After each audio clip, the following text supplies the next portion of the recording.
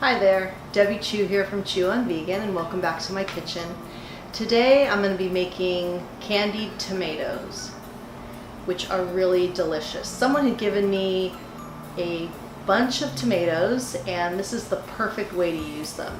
These candied tomatoes are cooked at a really low temperature for a long period of time, and with just a little olive oil, salt, pepper, rosemary, and thyme, and it brings out all the sweetness in the tomato, and the skin gets kind of shrivelly, and the flavors just get super concentrated.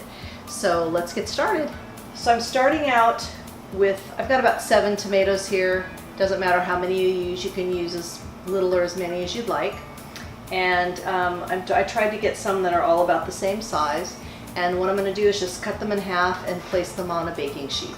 So let's get started. So you just want to cut them right down the middle, and you're going to put them cut side up. I'm just going to finish up with the rest of my tomatoes. So I've got all my tomatoes cut and on the baking sheet, and now I'm just going to add a small amount of olive oil and my spices. I'm going to use no more than a teaspoon of olive oil on each tomato. Probably more like a half a teaspoon. And then I just spread it around the top. So I'm just going to continue with the rest of these.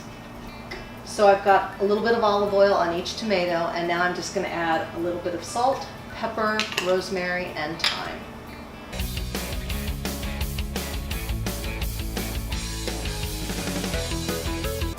A little bit of ground rosemary on each one.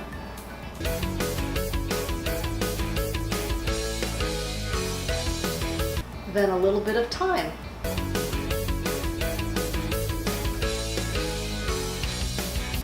These are ready to go into a preheated oven at 300 degrees, and we're going to cook these for about 2 hours. So you need to keep an eye on them, but it usually takes about 1.5 to 2 hours to really get all those flavors concentrated. So they are done. These beautiful tomatoes. Let me show you. It's hot. Look at those beauties. I topped them with a little balsamic glaze, some fresh basil, and a little oregano. So good. These are great by themselves, or you can put them in a salad. Very, very yummy. Very intense flavors. Let's give it a try.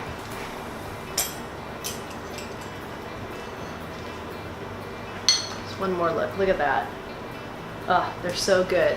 See how the skin's a little wrinkly, it's a little crispy on top. Yummy.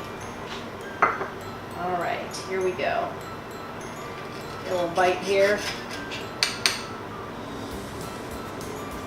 It's not too hot.